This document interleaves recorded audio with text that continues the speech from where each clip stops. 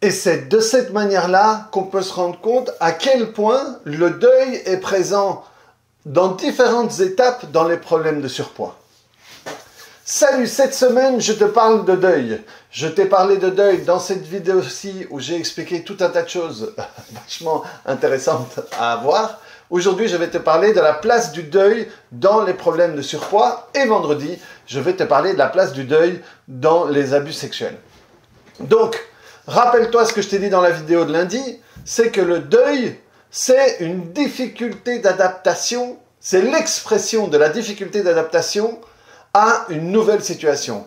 Il y a une situation dans laquelle je suis confortable, il y a un changement, la plupart du temps je ne l'ai pas demandé, et je n'arrive pas à m'adapter à la nouvelle situation. Et c'est ça le deuil.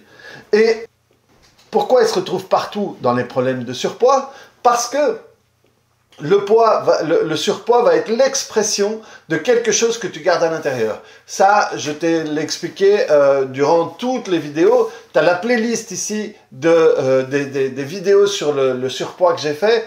Et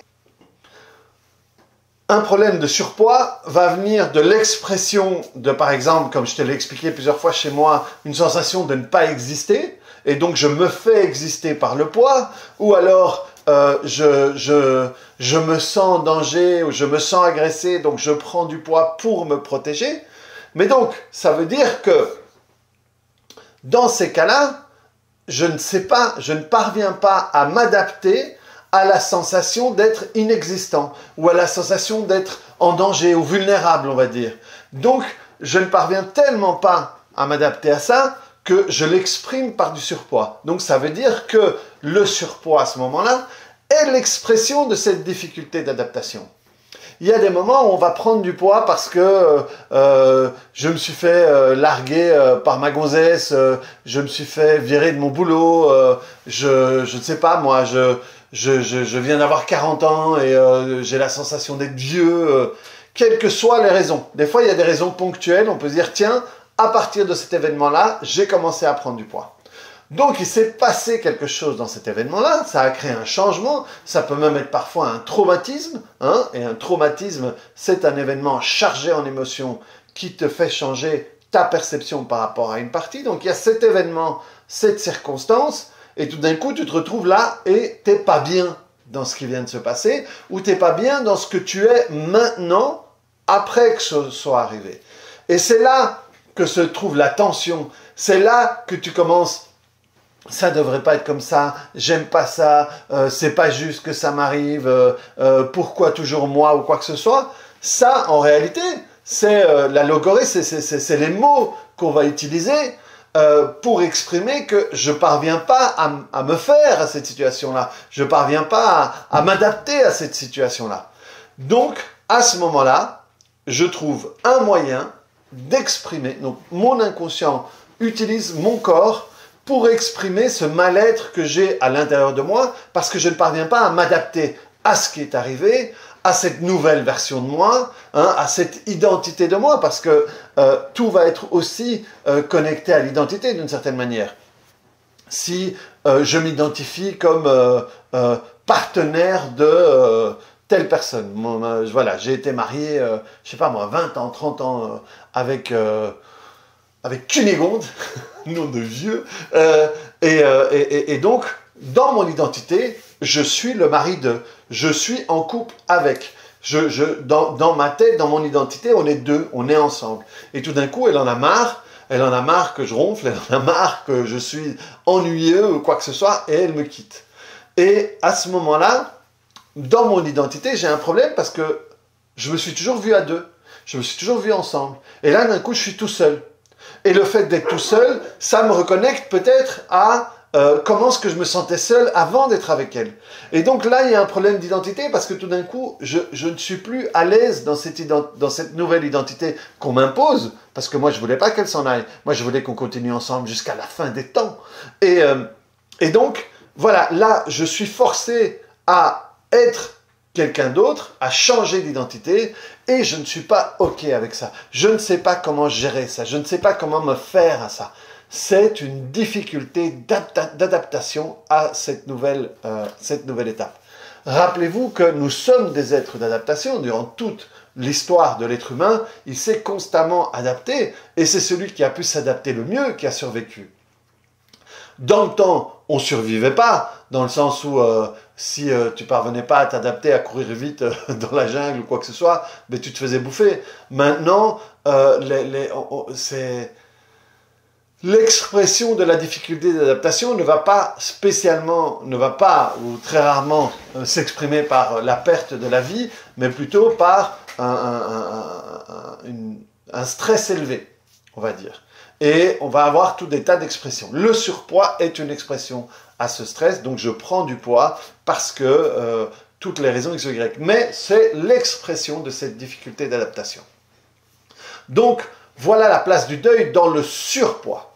Mais ensuite, quand je veux perdre du poids, pourquoi est-ce que c'est difficile pour moi de perdre du poids? Parce que quand je prends du poids et que ça s'installe, de nouveau, je m'identifie à ça. Et il y a une partie de mon cerveau ou mon médecin qui me dit qu'il faut que je perde du poids.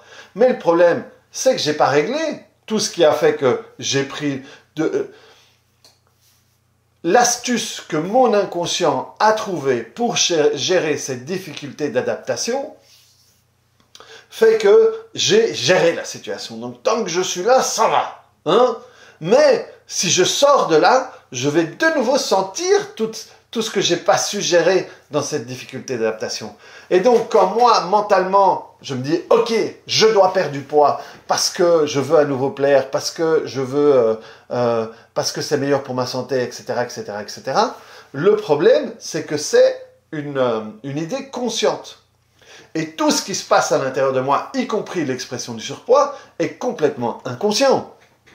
Et qui est plus fort entre le conscient et l'inconscient?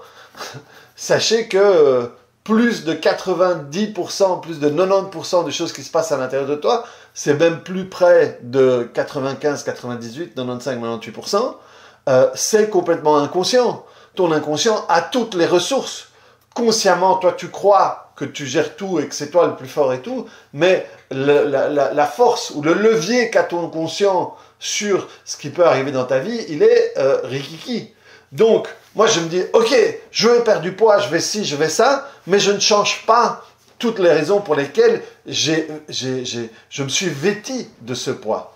Et donc, je fais des efforts, je fais des machins, et j'essaye de changer, mais ça me fait sortir, c'est un truc qui veut me sortir de cette identité. Et cette identité, cette prise de poids a été là pour me protéger.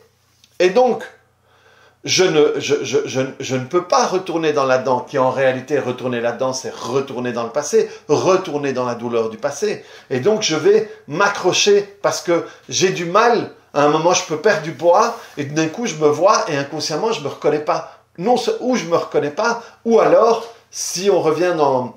Je vous ai dit qu'il y a une possibilité que je prenne du poids parce que ça me protège, parce que ça m'aide à gérer ma vulnérabilité, parce que j'ai été agressé ou quoi que ce soit.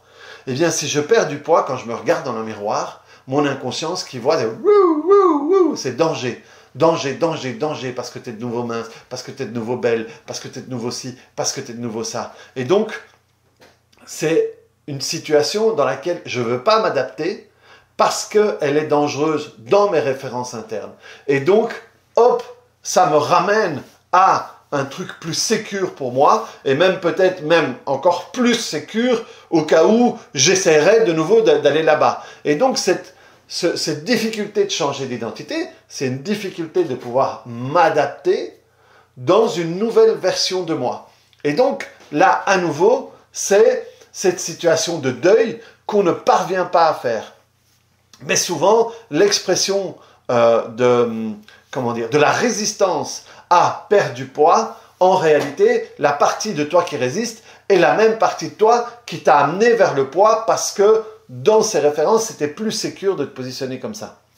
Donc tu vois que le deuil finalement, quand on comprend le deuil et qu'on ne croit pas que c'est simplement la perte de quelqu'un, la mort de quelqu'un, mais c'est plus notre état à nous dans la difficulté à pouvoir être bien dans cette nouvelle situation qu'on n'avait pas demandé, eh bien, elle va s'exprimer dans toutes les étapes pareilles.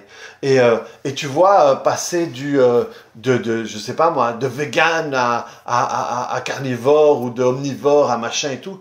À chaque fois, c'est tout d'un coup, on change des identités. Et dans cette nouvelle identité dans laquelle j'ai envie de m'inclure, je me sens pas bien.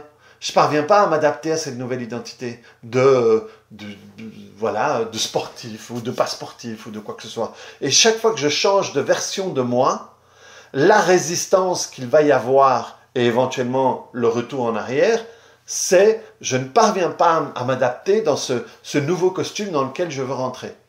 Et donc, comme je ne parviens pas à m'adapter, je vais prendre inconsciemment les dispositions, les décisions pour pouvoir revenir dans une position où je vais être plus à l'aise, plus confortable, plus en sécurité par rapport aux références de mon inconscient. Donc voilà les amis.